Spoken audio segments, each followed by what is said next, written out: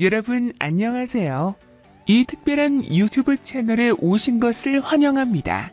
최신 뉴스, 가장 인기 있는 프로그램을 지속적으로 전송하겠습니다. 따라서 유튜브 채널에서 이 일련의 비디오를 놓치지 말고 공유하고 사랑하십시오. 좋은 하루 되세요. 명인제약은 25일 공식 홈페이지에는 조상구 마사에 대한 광고를 중단했음을 알려드린다. 단순 광고 편성으로 해당 내용을 사전에 인지 못한 점 양해 부탁드린다고 공지했다. 앞서 24일 삼성전자는 사내 게시판을 통해 조상구 마사에 대한 광고를 철회한다고 알렸다. 한국총괄 국내 광고 담당 부서는 현재 이슈화되고 있는 조선구마사 프로그램의 당사 제품 광고는 이후 회차부터 전면 중지할 계획이라고 밝혔다. 이후 기업들의 광고 중단은 줄을 이었다. 광고를 철회한 기업은 금성침대, 혼다코리아, 한국간편결제진흥원, 블랙야크, 쿠쿠, 삼성전자, 시몬스, 웰빙푸드, IL사이언스, 시스팡, 밭올림피자샵, 에이스침대, 바디프렌드, 하이트진로, CJ제일제당, LG생활건강, A블루, 코지마, KT, 뉴온, 광동제약, 동국제약, 다이슨, 다우니 등인 것으로 확인됐다. 이뿐만이 아니다. 경북 문경시는 조상구 마사에 지급한 영화, 드라마 촬영 인센티브 환수에 나섰고, 전남 나주시는 관내 나주시 영상 테마파크 사용과 관련해 체결했던 제작 지원 계약을 철회했다. 문경시는 조선구마사 제작사와 인센티브 환수 문제를 협의 중이라고 25일 밝혔다.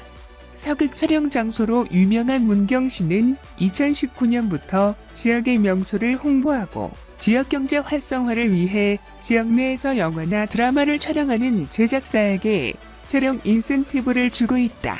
이 사업으로 영화, 드라마 제작사는 총 제작비 3억 이상의 국내 외 영화, 영상물 중 문경에서 올해 차 이상 촬영하는 경우 지역에서 사용한 숙박비, 식비, 유류비, 보조 출연료, 중장비 사용료 등 제작사 지출 비용의 20% 최대 1,000만 원을 지원받을 수 있다. 시는 2019년에 2개 작품에 인센티브 1,200만 원, 2020년도에는 4개 작품에 1,900만 원을 지원한 바 있다.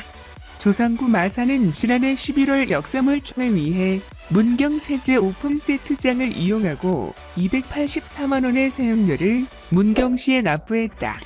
지역에서 지출된 제작 비용 1,800만 원 중 20%인 360만 원의 인센티브를 지원받았다.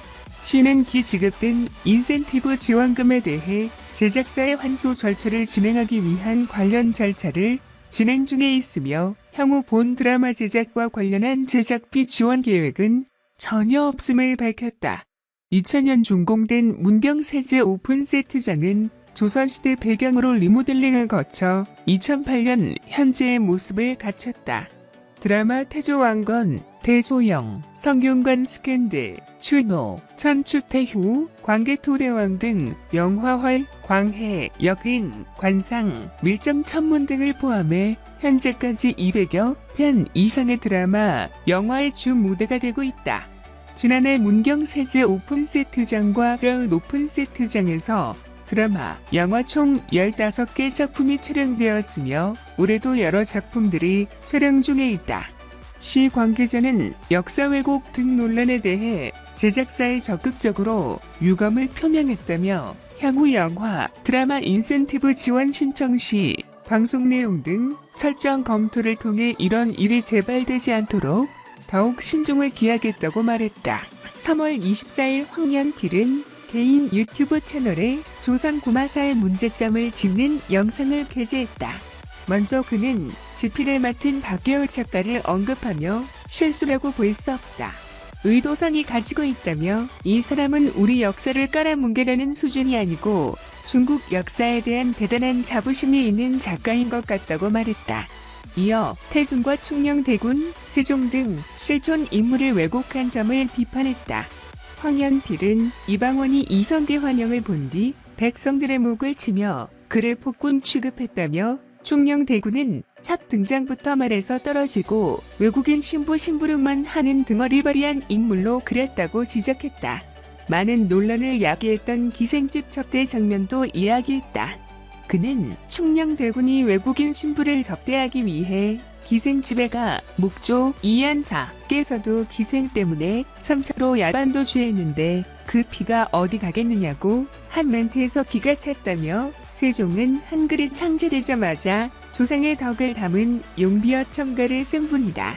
세종을 엿보이는 장면을 보였다고 했다.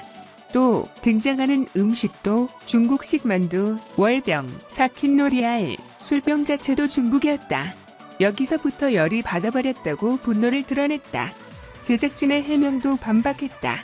그는 해당 장면 지역이 의주고 국경 지역이기 때문에 명나라 풍습이 있을 수 있다는 변명을 내놨지만 더 화가 났다며 의주는 서희가 993년 강동 6주를 확보하면서 얻은 우리 땅이다.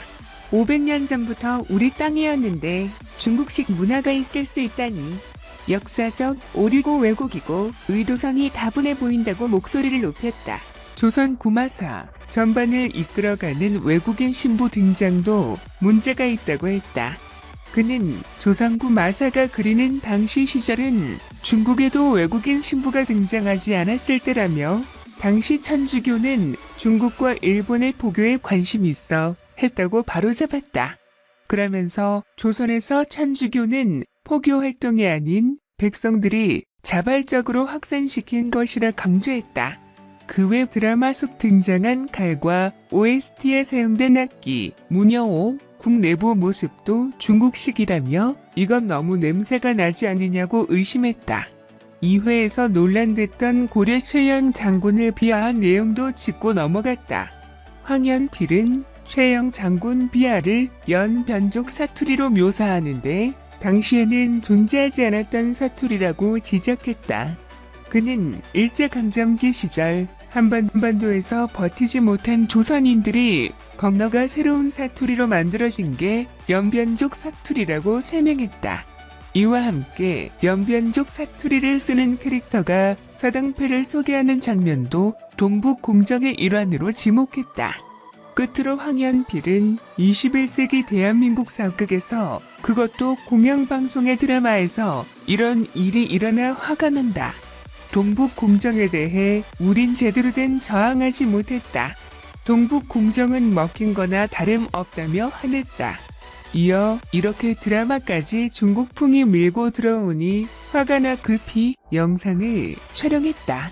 방영돼선 안 될 드라마다. 누구나 다 함께 분노해야 한다고 덧붙였다. 영상을 들어주셔서 감사합니다. 자세한 내용을 보려면 채널을 구독하는 것을 잊지 마십시오. 다음 영상에서 만나요.